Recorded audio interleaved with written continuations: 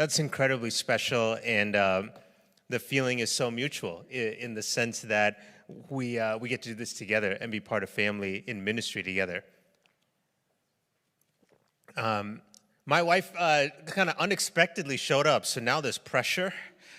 But it's so fun to be with you all, and we were showing pictures of families, so I think hopefully the team at Zoe got this, but I sent a picture of my family, so hopefully they can throw it up there. If not, I'll do my best to describe what they all look like. And no, it's all good. I think I sent it in an email, but it's all good if you guys didn't get it. But we are a very noisy clan. So in all likelihood, you probably will hear us before you see us, because there's 4 kids in the family, and they are all 6 years of age and under. And there's no twins in there. So it's been a very busy time in the Reddy household. And so my wife, some people will call that sainthood, and I think that's a pretty appropriate characterization. So Annie, who's sitting over here, she watches our little kids day in and day out, and then we decided to add a dog to the mix. And so we have how old is she now? She's probably 13-week-old yellow lab. Her name is Rosie. Our son named her.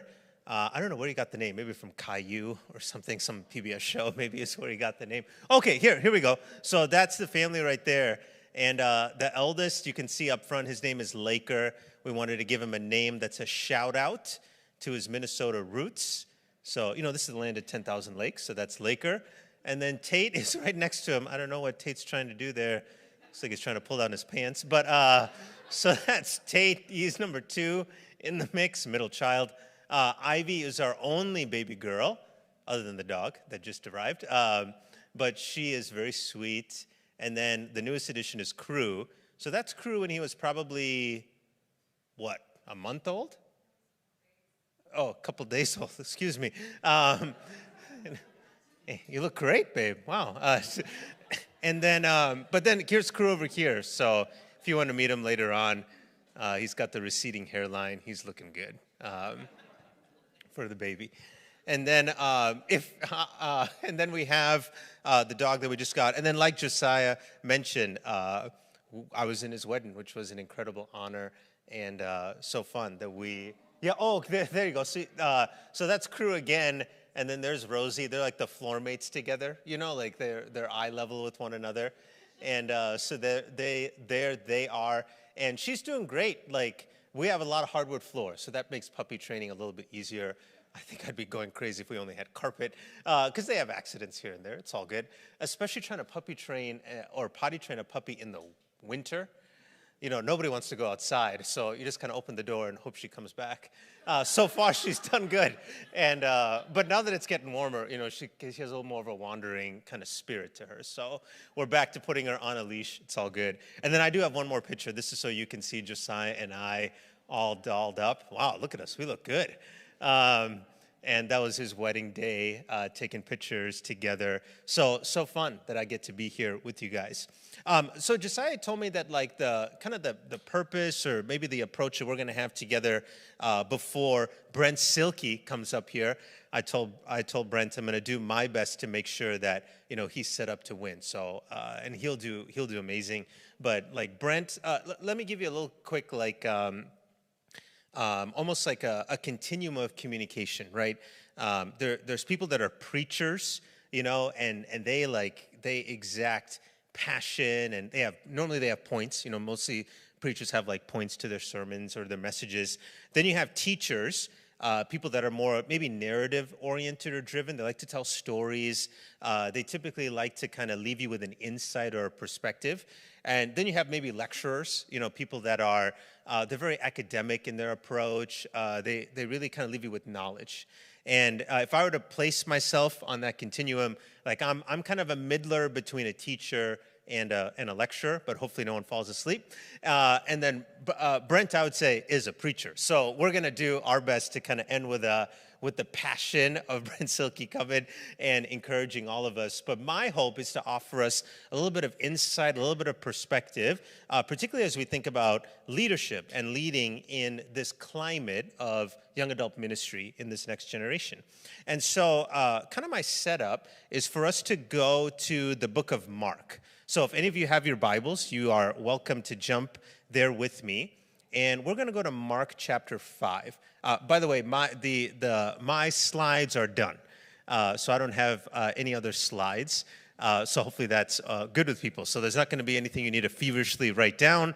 But that also means that if you ask me for my notes later on, I will do my best to send them to you. But it's normally a little chicken scratch. And I'm just going to see where the Lord takes us. Not that I'm unprepared, just that one of the things that I really enjoy about a chance to be up here, particularly if we're talking about leadership, is to allow the room to help kind of share, to give me a little bit of a sense of where we want to go.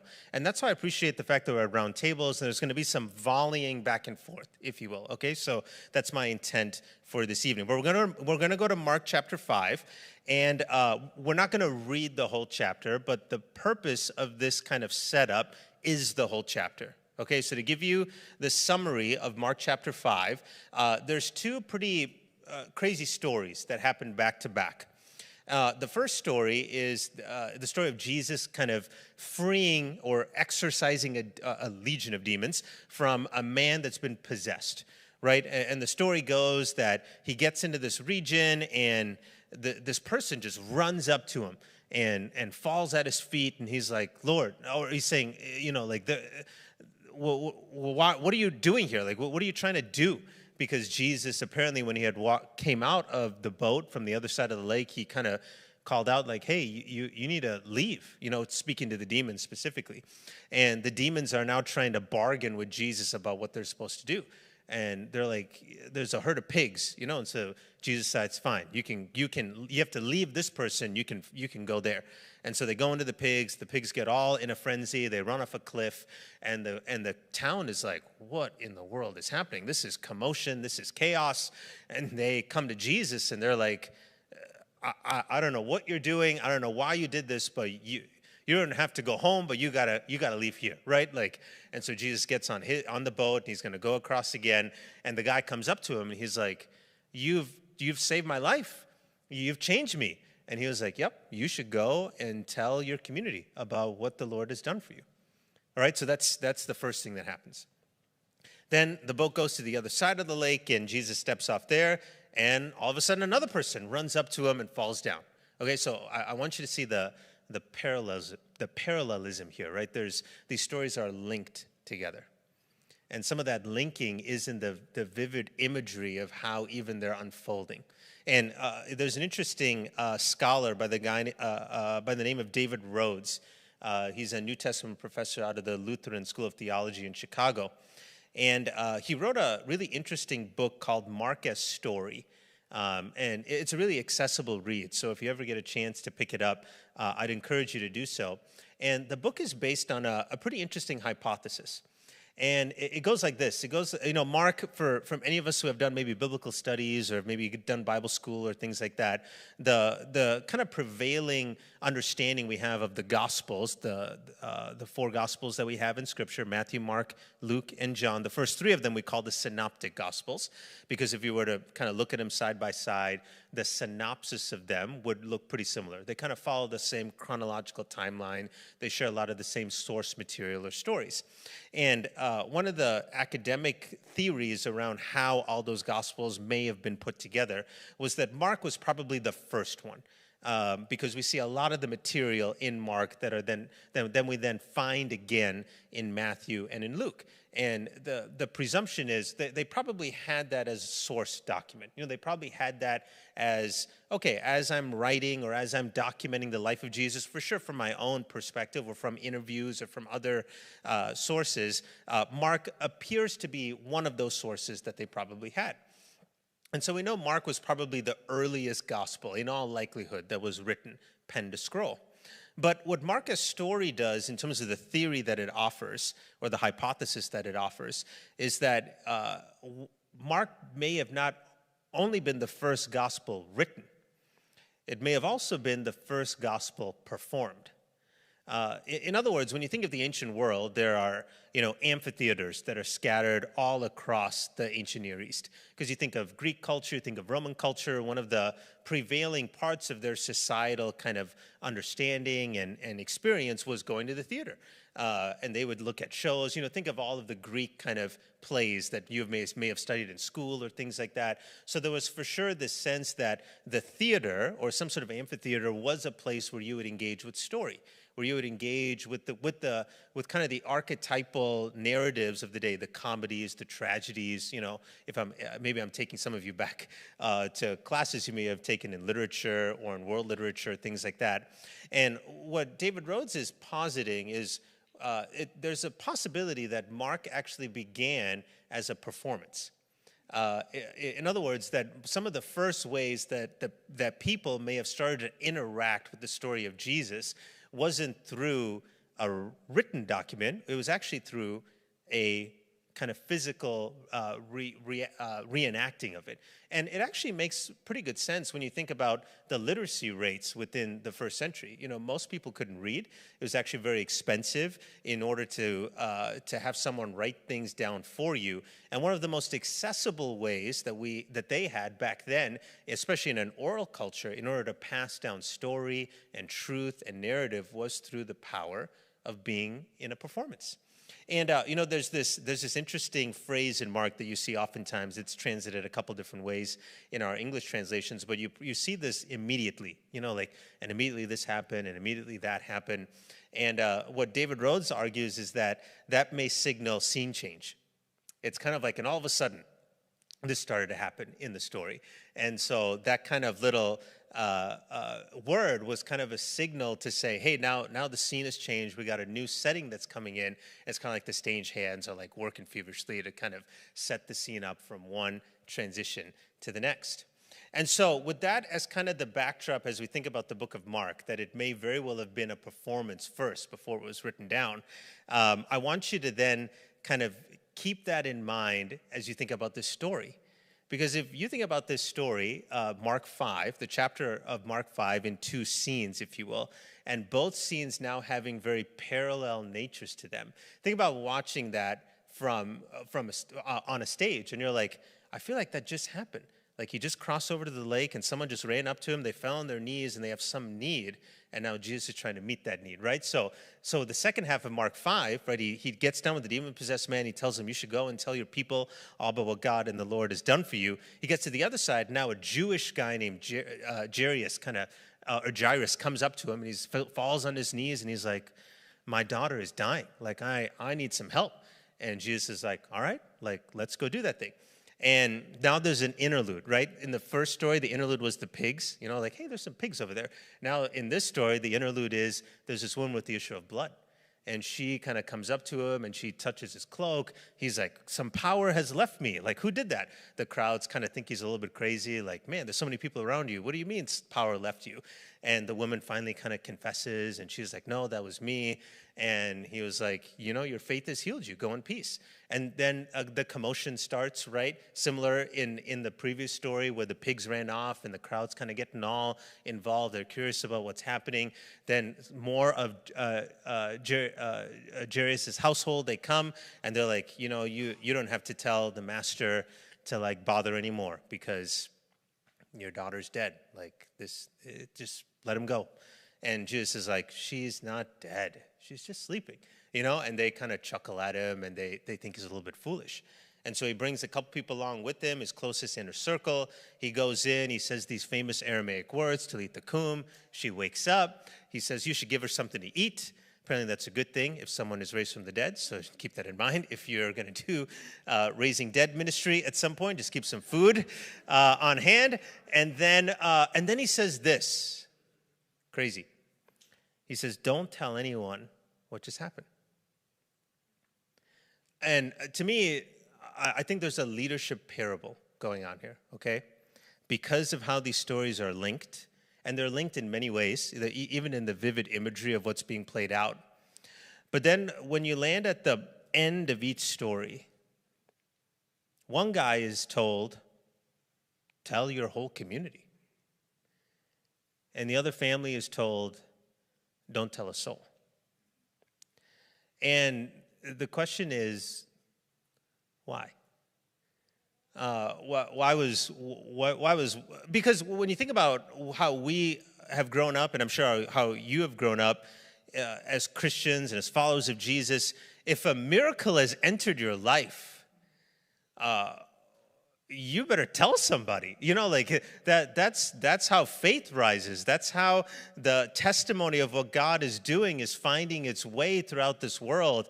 And here's one, and in the first story, it goes according to plan. It makes perfect sense. Of course, go tell your community what the Lord has done for you. And so it feels a little bit perplexing, at least it does to me, that in the second story, that again they're like almost inextricably linked. They're running on parallel tracks. They look very similar if you were to think about your mind's eye playing this out in an imaginative way. How in the world and why in the world does the second group have to not say anything? It just seems counterintuitive to how we think about what it means to be faithful and what it means to be people that multiply forward the goodness of God through our proclamation of what he's done.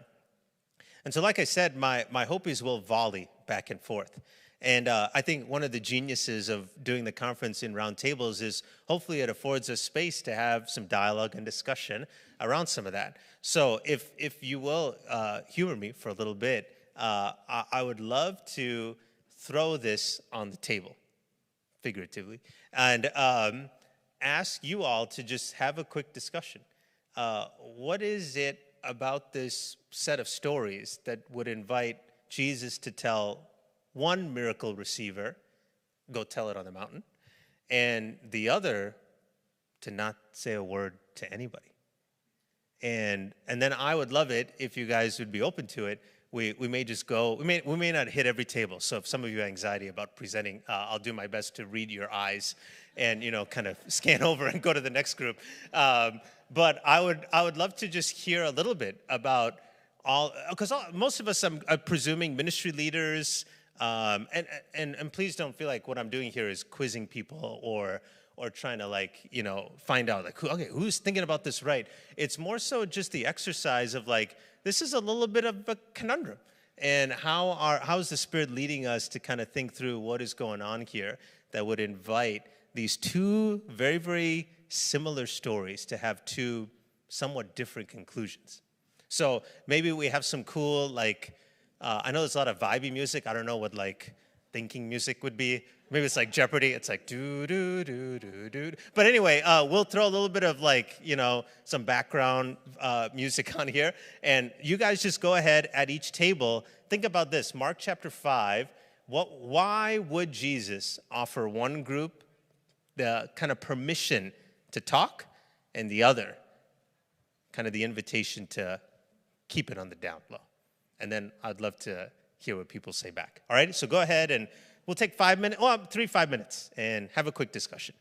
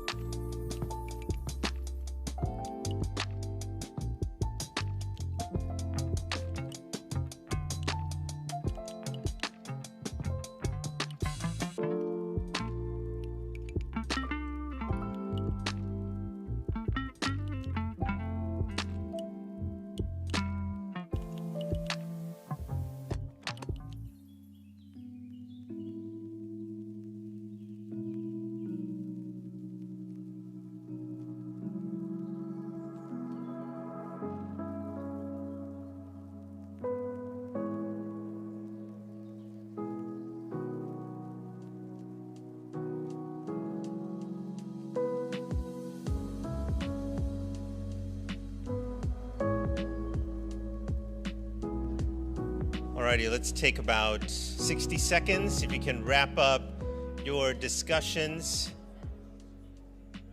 If you feel like you are onto something, you want to select a presenter, it's all good. But again, just give me the eyes. You know, the eyes of like, no, I kind of want to talk about this, or the eyes of like, please don't look at me. And then that'll be my signal, and I'll know. Because I'm not here to embarrass anyone. It's more just to invite some participation and some co-laboring together for this time.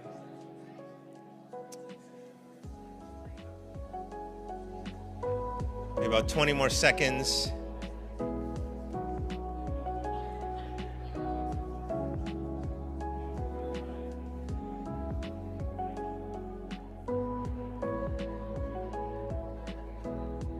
Five, four, three, two, one. Okay.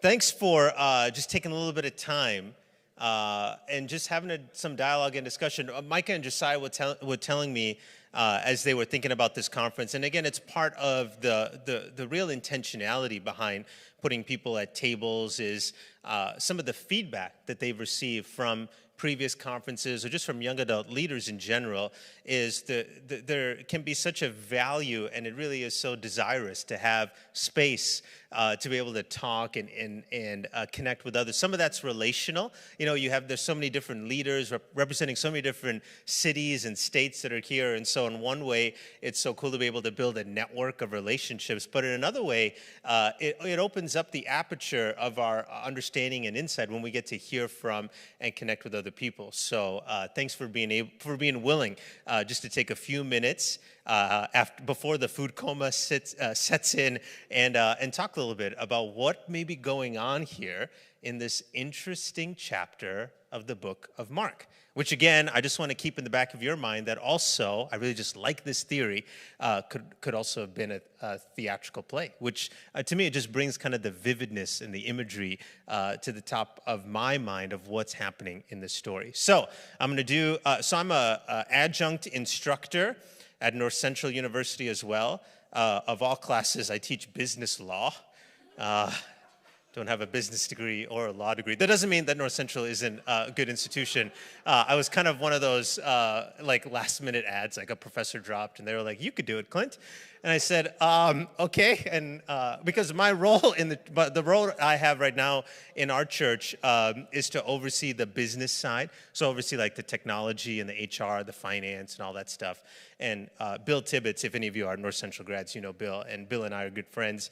And he said, no, Clynt, I know you're not like trained in this in terms of your like formal training, but I know because you've been doing this work as a practitioner, you have a lot to share with our students. And this is a business law class for business leaders. This is not a business law class for lawyers. So you don't have to kind of hold the pressure of trying to be the legal expert, but do try to help them understand how to contextualize business and law.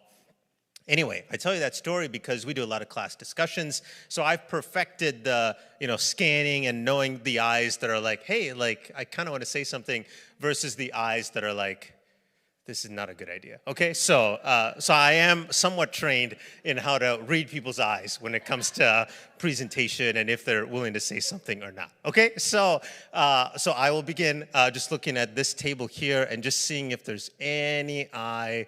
Yep, crew, nope, okay. No one's looking at me, fine, great. We're going over to this, no.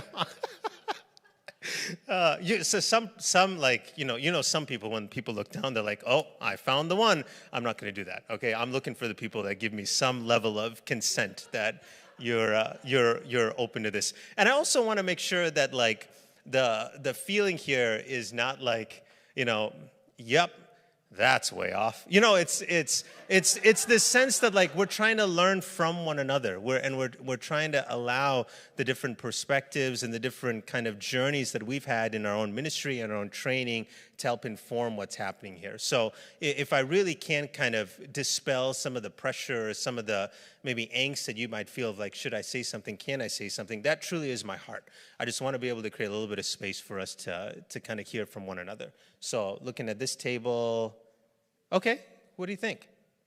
I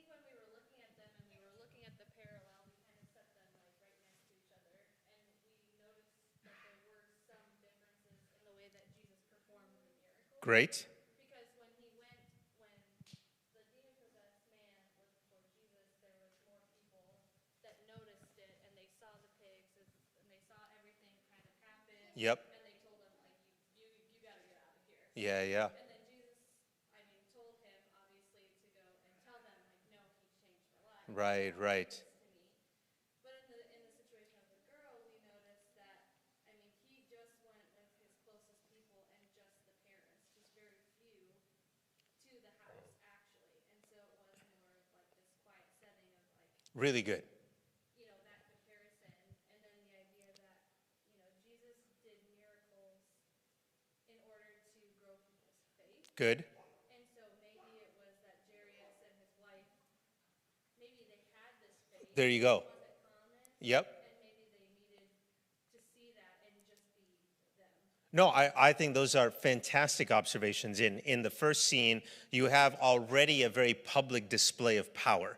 But then there wasn't really an opportunity to contextualize what was happening there because the commotion was rising and he was going to honor them. Fine, I will get out of your hair. But to allow that person to kind of fill in the gaps. Whereas in the second scene, it was more of a private setting. And maybe there was something about that was a miracle for them. And it was going to lift their faith. And it didn't need to go beyond that. All good. The fantastic observations. Really good. Okay, I'm going to keep scanning. Okay, this table is not interested. All good. How about over here? Okay, I see some. Okay, these are the eyes. I know these eyes. Great. Okay, anyone want to jump in? Any observations you have? One thing that was brought up at our table is the idea that one miracle happened, it happened around the idea of like demons versus one happened around the idea of resurrection. Sure. So when you think about resurrection, right, probably the two most famous, obviously Jesus being first, Yep. Lazarus kind of being the second. Right. We think about how does that compare? Yep. Right? Jairus was a leader in the synagogue. Yep. Right? And so if you actually flip over to John 12, verse, let's say 10 and 11, right? So at that point, Jesus just raised Lazarus from the dead. Yep. Right? So I'll just read those two verses quick. It says, then the leading priest decided to kill Lazarus too, for it was because of him that many people had deserted them and believed in Jesus. Here we go. He was protecting the girl and the family, maybe. Yeah. Really good. Really good. No, I think that's another fantastic observation. And again, it kind of goes back to the whole public versus private spectacle of both of these stories. One, everyone kind of noticed. And so, yeah, like the cat's already out of the bag. And the other, kind of corroborated by John's perspective on what transpired and with Lazarus.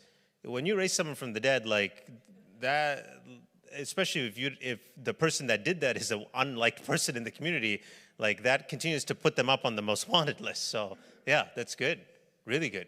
How about this table? Anyone here? I see. Okay, there's at least some warmness in your eyes. Good. Okay, good. So we took the quantity over quality route. Okay.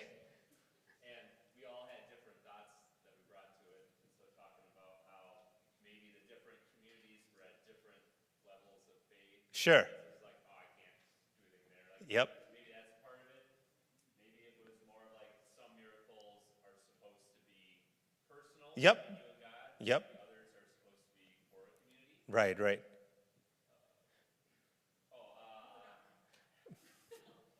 Maybe like with healing people from blindness, maybe there isn't like a formula to this. Right. It kind of keeps you on your toes. Yep. Or maybe with the pigs, Jesus was like, man, what the heck just happened? That was awesome. Go tell everybody. Totally. No, yeah.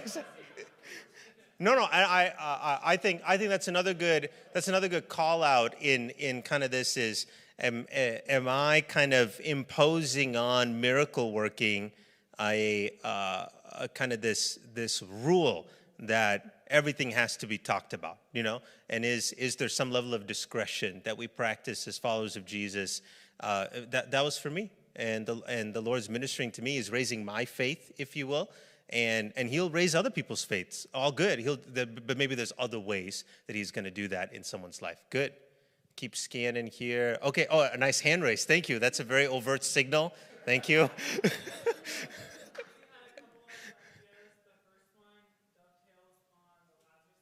Okay. Good.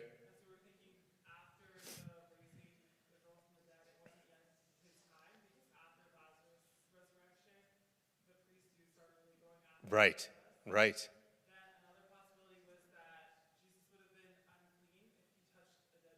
Mm.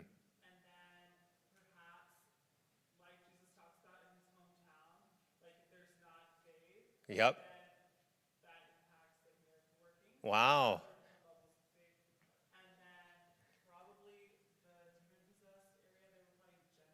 Yep.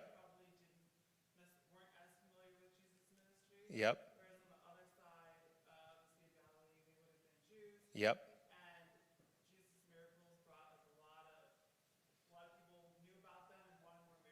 Right. Yeah, yeah.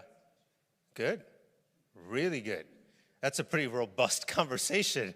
You guys did that all in 5 minutes. Well done. All right. Yeah, yeah. No, and I love all those angles. And I think part of what I'm trying to demonstrate here is that trying to kind of crack this conundrum open, if you will, probably involves a number of angles. In other words, I don't think we're going to be entirely reductionistic and just kind of settle on this thing and this only thing. But for the sake of this particular teaching, we will do that, so that at least we're going to try to hit some target. But the exercise of just realizing that there's a lot of different ways that we could maybe start thinking about this, I think is really helpful. Okay, back here. Great. Tack it on. Just hook. I'm hooking my train to that and keep rolling. All right. How about this table? Anything new that you maybe want to add to the conversation?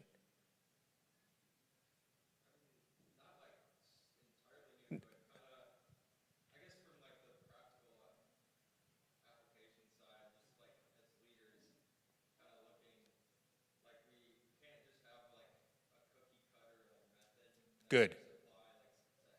Great.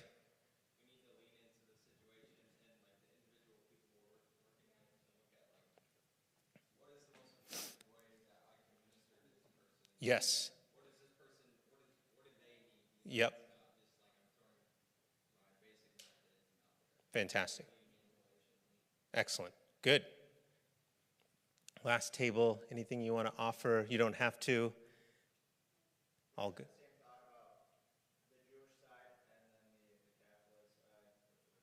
Yes.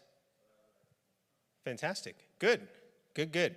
Again, my prayer is that just taking a little bit of time to allow the collective perspective in the room to help shape kind of our understanding of what's happening here. Again, some of this is my nerdiness.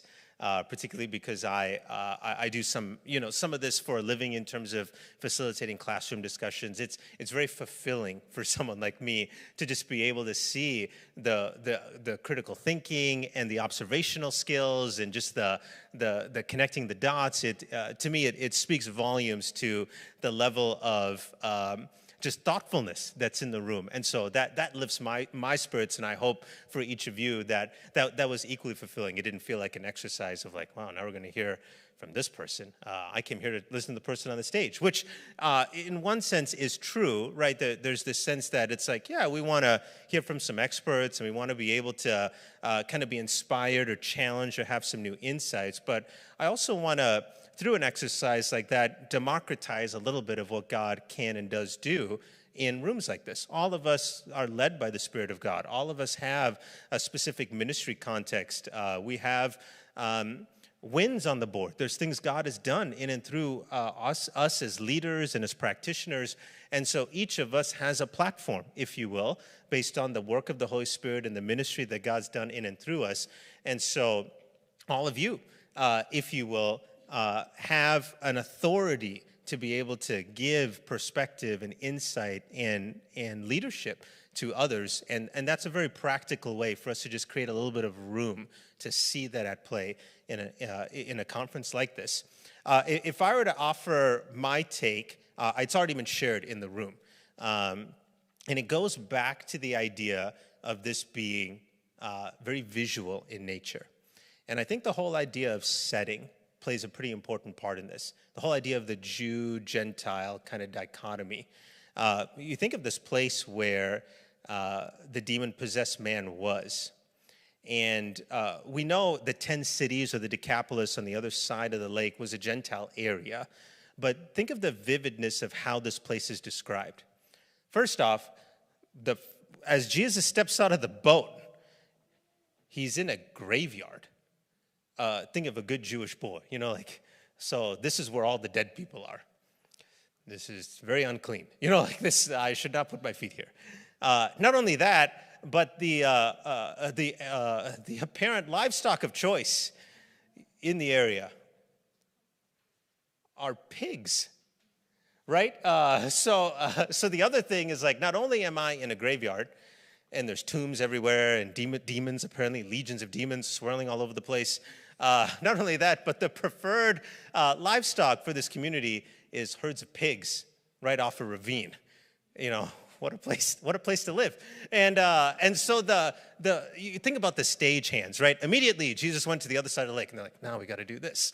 Get the pigs in here, and put the tombstones over here. They're trying to paint this setting, this picture that like, no good Jewish person should ever be here.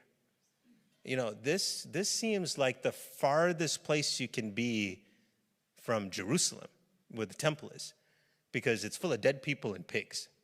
And if you think of a Jewish person's worst nightmare, that's probably it. And here's Jesus come, and then demons. Add demons to the mix, and so then Jesus comes in, and preemptively he knows where he is, and preemptively he's like, something's got to give. And the demons within this man know something's about to happen. And Jesus, maybe in a good Jewish 2-for-1, not only did he exorcise the demons, but he killed all the pigs. And the crowd is like, this is insane. Everything we ever thought about what our lives were like, he's disrupting it all. He's got to go back. And to that community, he was like, you should go tell him. The Lord's done some good things in your life. He goes to the other side, and you would think the person most different from the demon-possessed man runs and falls to his feet. So not a demon-possessed Gentile, but a Jewish leader in the synagogue. Someone, even if you think of the religious understanding of the day, like that person's pretty close to God because they work in the synagogue of all places. And it's this person that's coming to Jesus saying, hey, I need some help. Right? And so to me, the interesting kind of interplay here is right off being in the least Jewish place on the planet. One of the most Jewish people on the planet is the next person in line to have an encounter with him. And then Jesus kind of, we go through the whole story. And then think about this, right? The pigs are unclean. And then this woman with the issue of blood, an unclean person, right? And so again, to me, and then she's been having the issue for 12 years. The girl that's been dead was 12 years old, right? So all these interesting little, they're almost like little hooks in the story that kind of lead you along and like, all right, something's going on here. But anyway, he tells that elite Jewish family, nothing from you. Don't say anything. And I think a lot of things that we talked about in all likelihood apply. So in other words, I'm not suggesting this is the only reason why. But I think one of the main reasons he said that to them was because Jesus knew something about the Jewish community's mental understanding and emotional hope for Messiah. Okay, many people call this the idea of the messianic secret. Why was it very secret? Why was Jesus very secretive about who he was in certain instances? Because you see that's kind of scattered throughout the Gospels here and there. Like, why was he so he didn't want people to know about this. And the thought goes that, and we see this reflected in the Gospels, particularly the disciples, from their own mouths, they betray their understanding of who Messiah is, right? The Jewish understanding was like, our conquering king is coming. We've been occupied. We do not like not being in charge. We are God's people. The Messiah will come and finally overthrow all of these nasty people, and we finally get to be God's people again, sovereign. And he's probably going to do that the way we think he's going to do it. You know, swords, clubs, revolution, and this is going to be wild, and we're going to win. And I think Jesus was very aware that as news was starting to get out about a person that could raise people from the dead, that quickly the crowds would put two and two together, because very few people go around doing that stuff. In fact, probably no one in history had gone around doing that stuff. Well, we know Elisha did that and a couple other things, but like probably in their lifetime, there wasn't anyone kind of going around itinerating, raising people from the dead. And so Jesus was probably in Jewish settings very careful about when the message would start to come out about who he was. Because if it came out too quickly, he was concerned that they would anoint him someone that he was never intending to be. Because he came as a suffering servant. He came as someone that was going to give his life as a ransom for many people. He was coming as someone that was actually going to be given to the hands of power and lose in the eyes of the world, even though he had the ultimate victory 3 days later. And it was that kind of it was that irony of who Jesus was going to be that I think he knew for Jewish people would probably be really hard for them to swallow. And rather than letting that narrative go out of control, I think in the initial early stages of his ministry, he was very okay with it, keeping it a little bit tighter so that he could demonstrate what it really means to be Messiah, rather than let the cultural narrative impose that on his ministry and what he was trying to do. And so if I could give you my take on what the leadership parable is here in Mark 5, it's context matters. Again, and as you guys noted as well, there are many differences in the story. I oversimplified by kind of noting some of the parallel natures of what's happening here. No doubt, two different miracles, two different people, two different situations, two different modes of how the miracle happened. All those things apply, no doubt about that. But one thing that I want to note is that there's also something circulating up here, context, that I think is also a pretty powerful part of why potentially Jesus had two very different invitations to these two people that had their lives transformed. Let's not forget that. But what they were asked to do next was different. And I think one of the ways we can start to think about why is a Jewish context versus a Gentile context. And so the leadership question for us today is, what's our context? Many of us are leading young adult ministries, or maybe we're pursuing leading young adult ministries. And I want to hold open the possibility, maybe I want to give us permission to really believe that the way you do that maybe doesn't have to look different, but maybe it needs to.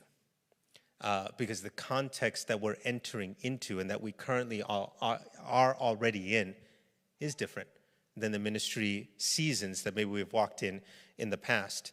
And so in these last few moments, I just want to, and we're going to talk a lot more about this in the panel tomorrow. So we're going to do a panel discussion with Dr. Ellen Tennyson from North Central University, with myself, and then with Micah. And so we'll unpack a few of these dimensions with a little bit more conversation tomorrow. But I just want to give you the high-level view of what I think the context is today. And I think the context matters. And so I said this, so here's a leadership question. What is the context for young adult ministry today? And I think I'm going to highlight 4 dimensions of context, or 4 angles that we can look at context from, with the asterisk that there are probably others, okay? But these are 4 that I think rise to the surface for me in thinking about, these are things we have to take into account or take into consideration as we start to build young adult ministry. The first is generational context. Okay, so if we think about who generationally we're going to minister to, who's the young adult community today, it's Generation Z. Okay, and so the generations very nicely have been named by letter, right? So the one before that was Gen Y, we called them millennials.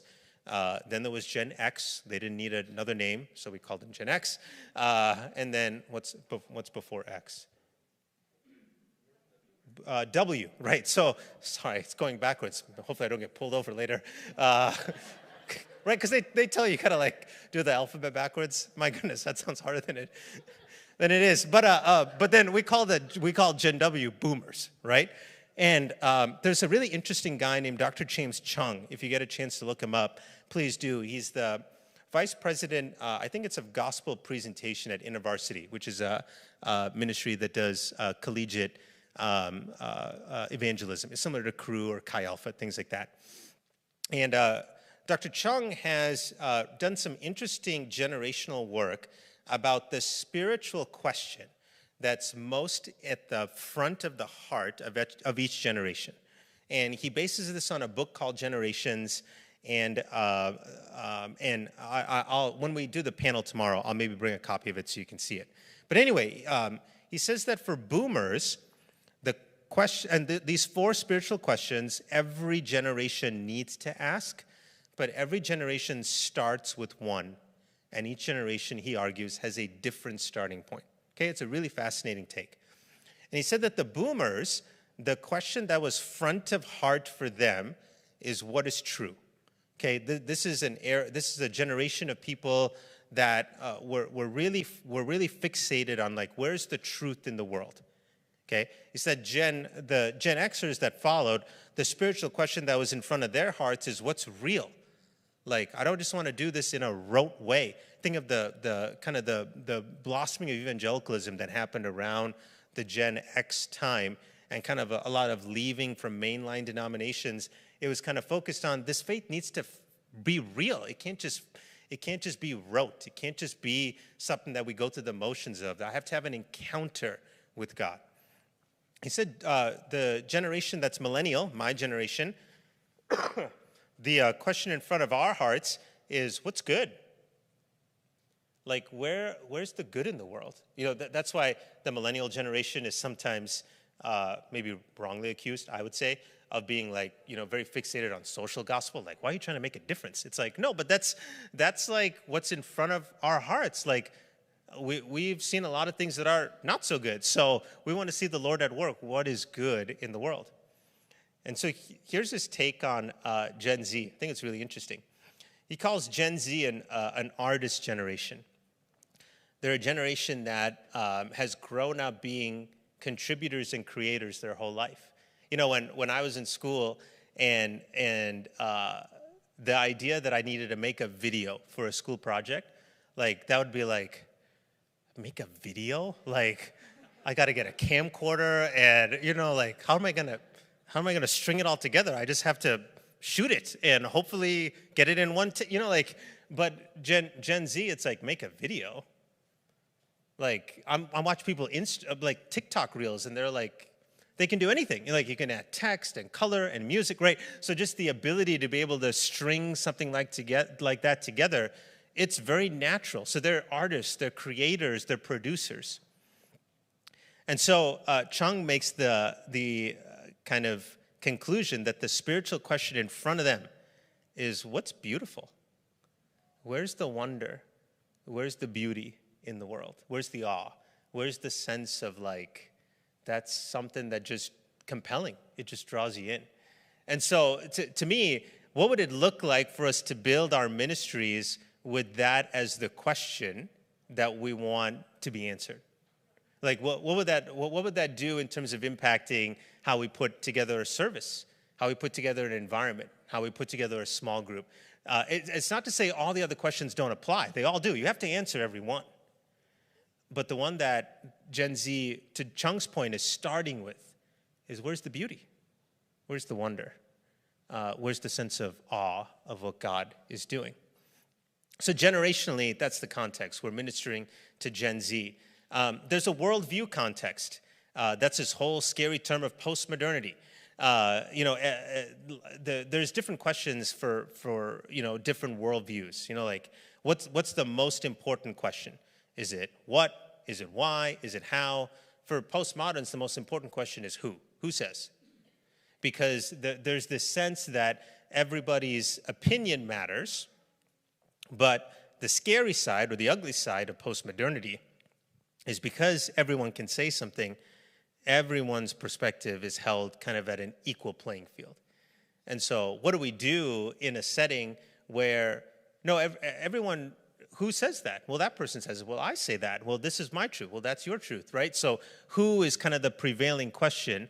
And so what does it look like for us to build ministry where we allow space for people to offer perspective, but we also have guides, if you will, that try to steer that perspective toward what we believe God says, right? And so an interesting example of that is we role-played that this evening, right? Not saying I'm the be-all, end-all, but what I want to be able to do is say, like, no, each person, as we try to solve this conundrum of why did Jesus tell this to one person and not to another person, and each of us from our own perspective and understanding and our own training offered some really good thought. And there was dimensionality to that helped us kind of get many angles around what's happening. And my job in that was to really just try to guide us along.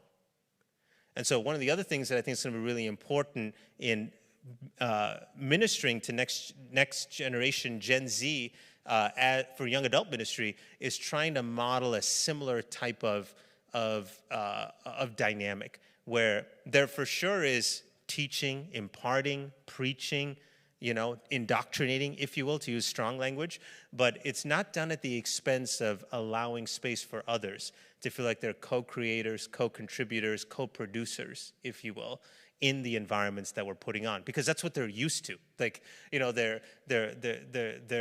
it's not inaccessible for them to feel as if, any video that's up here, they're like, yeah, I can build that on TikTok.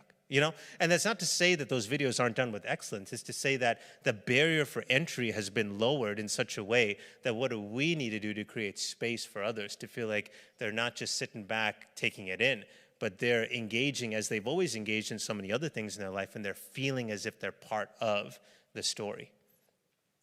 We have a post-Christian society, okay? So what's the societal context?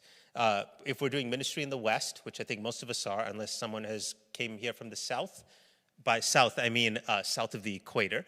Because for the first time in human history, more Christians live below the equator than above.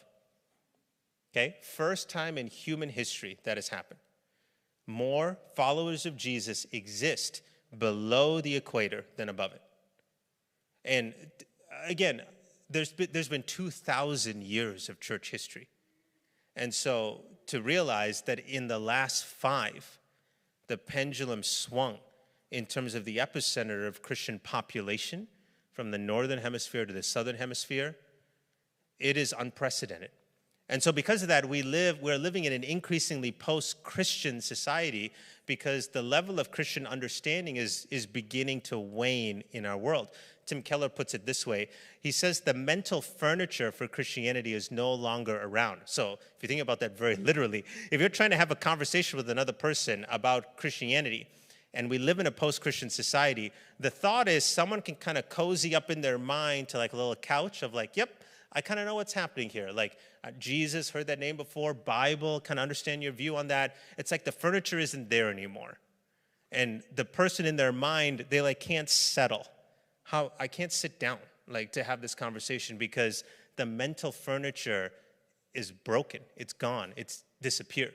Some of that is just the eroding of faith in an increasingly secularized society. Some of that, we could argue, if we're going to be maybe a little bit harsh, the failure of the church in a few ways in terms of trying to impart the gospel and do it in contextualized ways.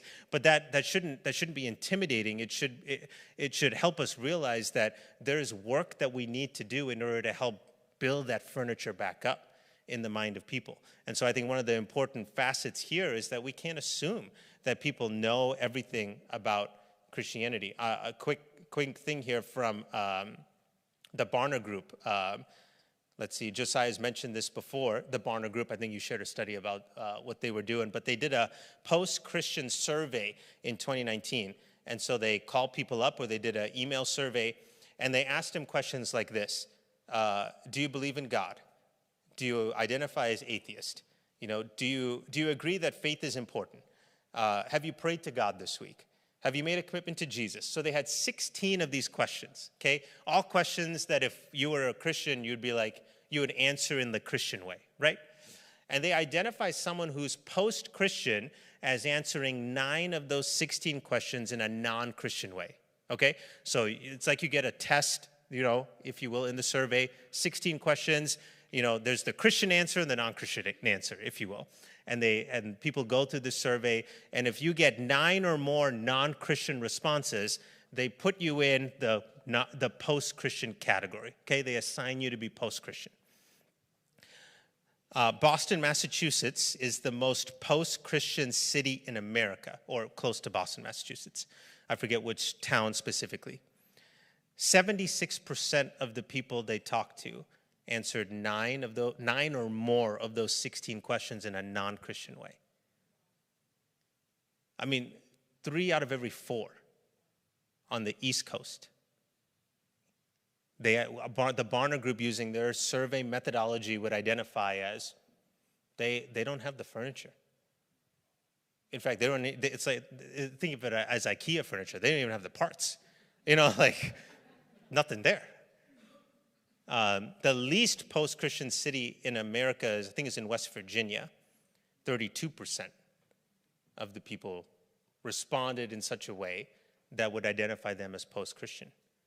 Also still not a great number. 1 out of every 3 people that they talk to. And then you think about the generational split on that.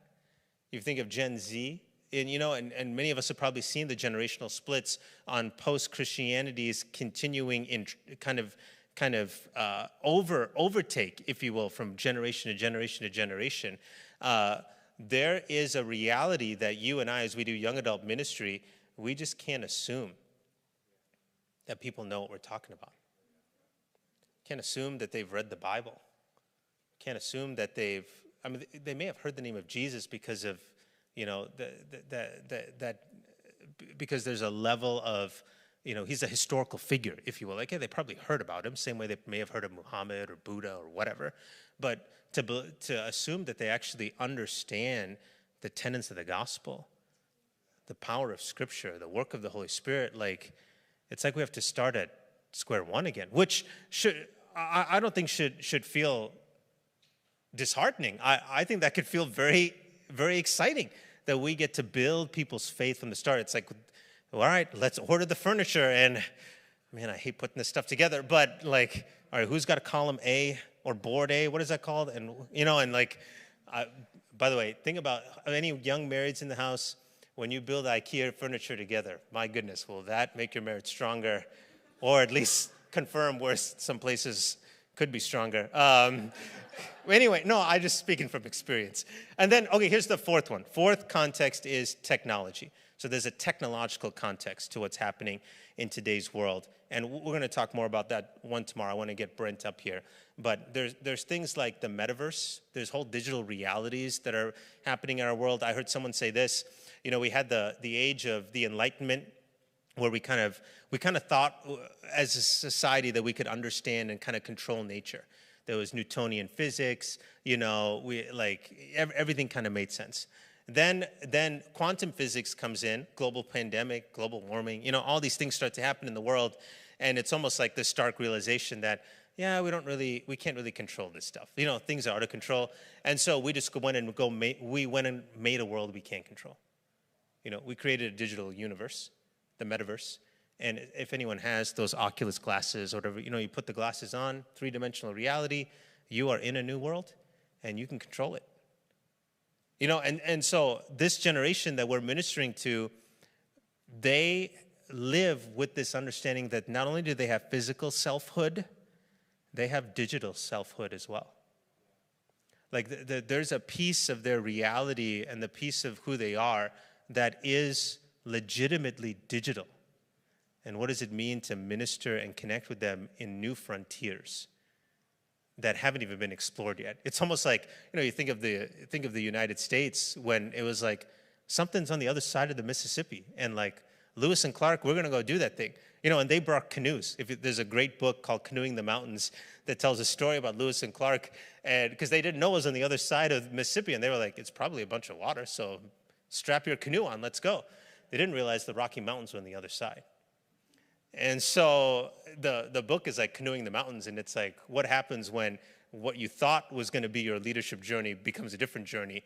Do you strap the canoe on and just keep going and believe in, I thought there's water somewhere here, or do you leave the canoe and, do you find something else? So anyway, there's new frontiers to ministry in digital reality that I think this generation's called to minister to and redeem in ways that are really powerful. I want to leave you with this. I was at a meeting probably 3 or 4 months ago. One of the circles I'm connected with is a lot of business for mission, business for transformation. This whole idea that God is using business to redeem the world and invite people into greater relationship with him, and business can be a viable vehicle that God uses to do that. And there's a friend of mine whose name is David Carlson, and he started a coffee kind of grinding, harvesting, growing company called Long Miles Coffee. And he did it as a business that was trying to do transformation in Burundi, Africa. And the London School of Economics kind of learned about what he was doing. And they dispatched a group of students there to see if they could quantify what made that business transformational. Like, why was it making such a big difference in the community? And here's what they discovered. They discovered that the level of hope that the workers and the producers of Long Miles Coffee had was disproportionately higher than the hope of any other person in that community. In other words, there was something about what Long Miles Coffee was doing as a transformational business anchored in the gospel that was starting to make a difference in the hearts and the spirits of the people connected to it. And what the London School of Economics put language to is, my goodness, the people that you work with and the people that work for you, they have more hope than the people that don't. In other words, what David and others stumbled upon was the currency of the gospel for many people that don't know about Jesus, right? These are people that they're on the journey to faith. They're not there yet because it's an unreached place. But on their journey to faith, what they picked up along the way was hope. And I think if I could invite us into a leadership kind of target as we try to minister in this increasingly complex context of young adult ministry in a postmodern, post-Christian world with technology changing a mile a minute. At the end of the day, to keep it simple, we're just trying to deal some hope to people in desperate need. And I mean, Micah, you talk, or Josiah, I think you talked about it when you started. When you look at this world, I mean, that's one thing it's in desperate need of right now. Things for many people feel like they're falling apart in our country, in our world, maybe in someone's home, in their lives. We just walked through a global pandemic where the suicide rates were through the roof because people lost hope. They lost community. They lost a sense of anchor to their soul. And we know who that is. We know where to find it. And our ministry is simply about helping others find that hope that will never fail them.